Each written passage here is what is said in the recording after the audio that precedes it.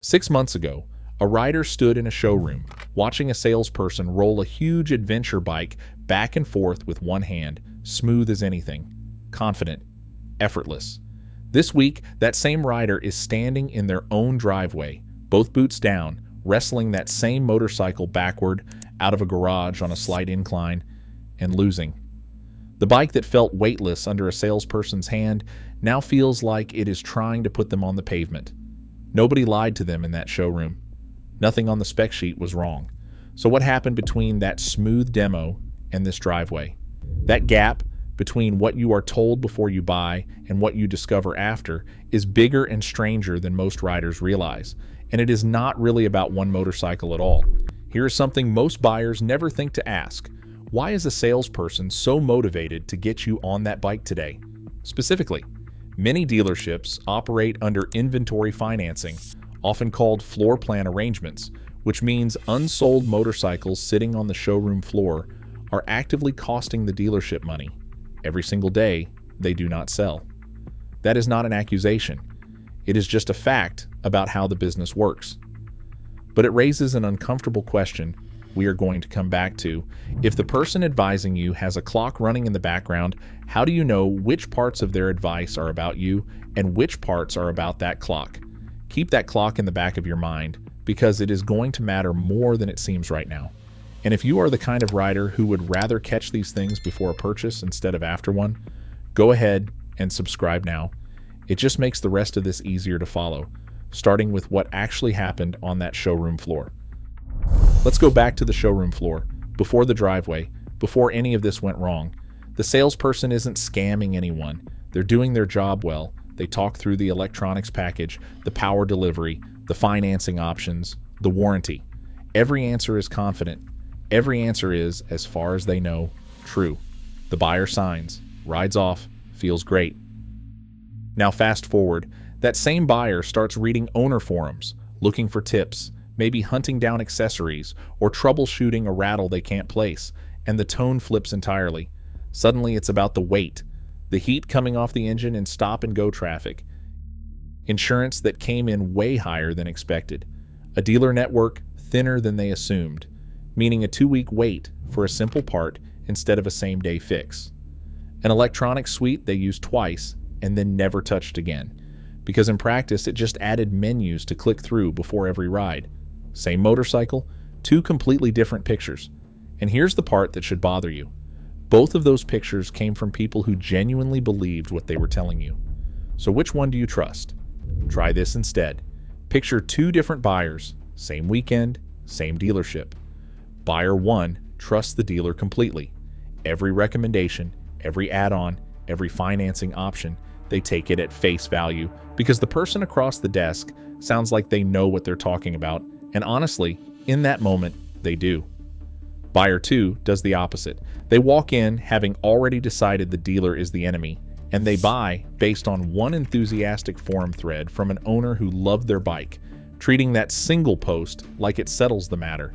6 months later, Buyer 1 is stuck with payments they didn't fully understand, a protection package they never asked clear questions about, and an accessory bundle they never needed. Buyer 2 is riding a motorcycle that's completely wrong for their height, their commute, and their experience level, because the forum poster who convinced them rides in a different climate, on a different kind of road, with years more experience than they mentioned. Neither buyer got scammed. Both of them just asked the wrong source the wrong question, which brings up something worth checking before we go further. How reliable is that forum thread really? Here's a fact that quietly undercuts a lot of online owner advice. NHTSA keeps separate records for motorcycle recalls, safety investigations, owner complaints, and manufacturer communications. Those are 4 different categories, tracking 4 different things, and complaint volume by itself never establishes an actual defect rate. A motorcycle can have a loud, active complaint thread, dozens of frustrated owners venting in the same forum, and still have no confirmed pattern behind it once it's actually investigated.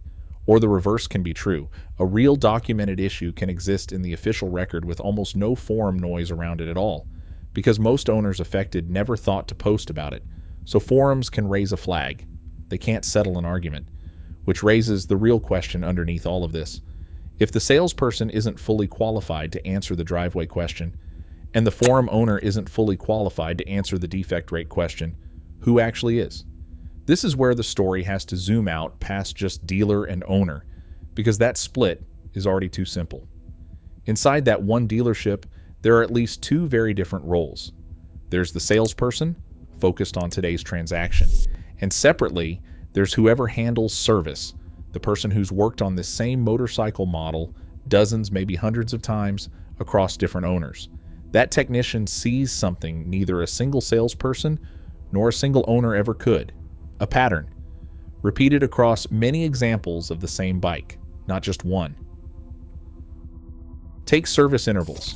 Ducati states that many of its modern models now stretch service intervals out to roughly 15,000 miles. On paper, that sounds like less hassle, but certain Multistrada V4 versions have been reported with oil changes closer to every 9,000 miles, alongside valve clearance checks stretched out toward 37,000 miles. Here's why a technician's read on that matters more than either a brochure or a driveway complaint. A longer interval between services doesn't mean the eventual visit is cheap. It usually means the reverse, fewer visits, but each one more involved, because more has built up since the last check, and a valve clearance check at 37,000 miles is a far bigger job than a routine oil change. Long intervals answer, how often do I pay? They don't answer, how much? A salesperson selling the bike today has little reason to walk you through that distinction, because it has nothing to do with closing the sale in front of them. A technician who serviced 50 of them will tell you without blinking, because they're the one who has to block out the extra shop time for it. Now go back to the clock we mentioned earlier, the floor plan financing pressure sitting behind that salesperson's confidence. Here's the honest way to check whether that pressure actually cost you anything. Stop looking at the monthly payment. A low monthly number can quietly hide a much longer loan term, extra add-ons folded into the financing, and negative equity the moment you ride off the lot, meaning you'd owe more than the bike is worth if you sold it that same day. And that low payment tells you nothing about your insurance bill, which sits completely outside the loan as its own separate ongoing cost, one that's easy to underestimate until the first renewal notice shows up. The real picture comes from the annual percentage rate, the loan length, the total amount financed, every add-on included, and the total interest paid over the life of the loan, alongside the full out-the-door price once you add freight, setup, documentation fees, dealer-installed accessories, taxes, registration, and any bundled protection products. Two buyers can walk out with the same monthly payment and walk out with wildly different totals once every one of those pieces gets added back in. That pressure we flagged in the credibility bridge doesn't prove the salesperson lied to you. It just means the burden is on you to check the real numbers instead of the comfortable one. The clock explains the incentive. It doesn't excuse skipping the math. There's also a category the technician and the paperwork are simply better positioned to answer than either the salesperson or the owner. What happens if something breaks down the line?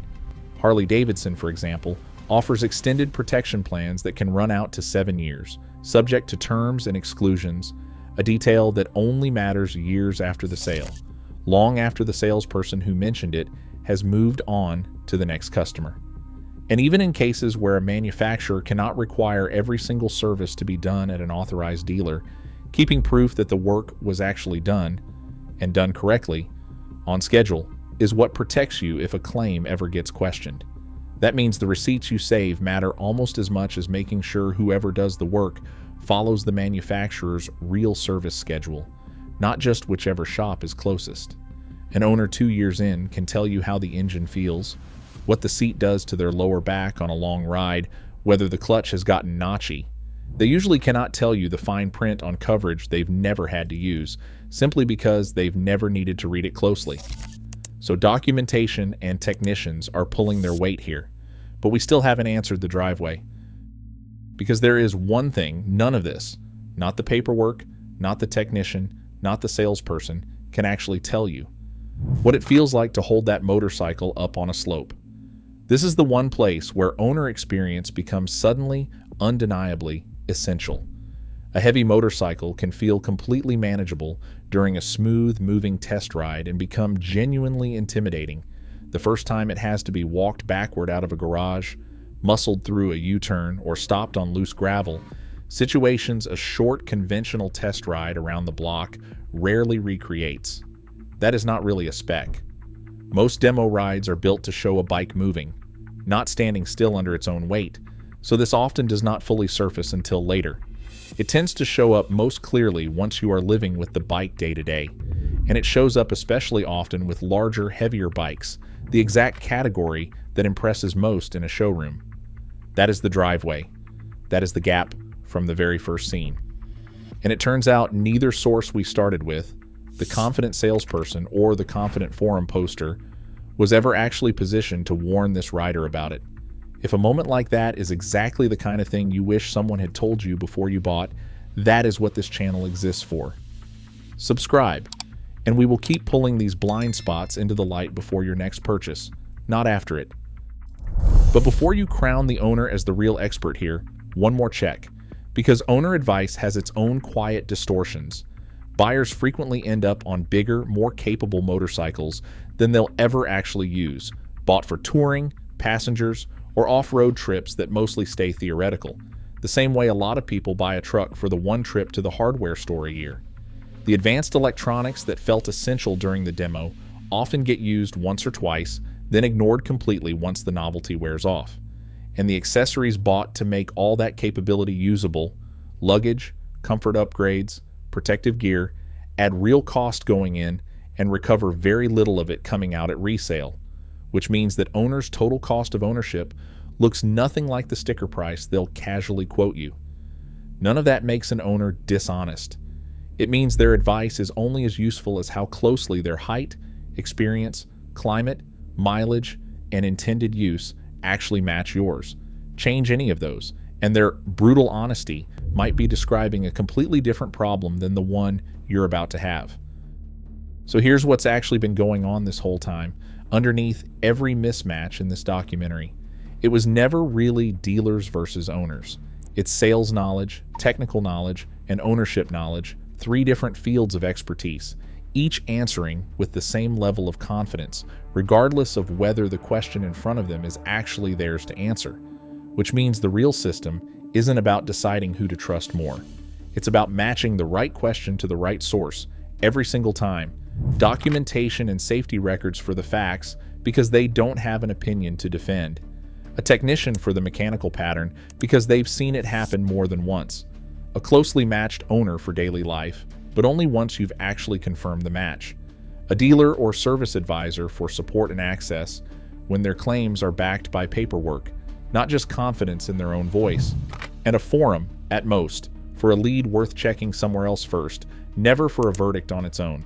Go back to that driveway, the rider wrestling that heavy bike backward 6 months after a flawless showroom demo. Nobody in this story lied to them. Not the salesperson, not the forum poster who talked them into the size. Everyone answered honestly, from inside the one lane they actually understood. Here's the shift worth carrying into your next purchase. Stop asking yourself who to trust more, the dealer or the owner. Start asking each source to prove their answer with documentation, with a pattern across more than one bike, with a situation that actually matches yours. Ask the salesperson to show you the paperwork instead of just their confidence. Ask the owner how much their situation actually looks like yours before you take their word as gospel. The moment someone can't back up their confidence that way, that's your answer, regardless of which side of the counter they're standing on. Because in the end, the showroom sells capability. Ownership exposes compromise. And the buyer who understands the difference walks in already knowing which questions belong to which source before the driveway ever has the chance to teach them the hard way. If you want the blind spots exposed before you buy instead of after, subscribe. That's exactly what this channel is built for.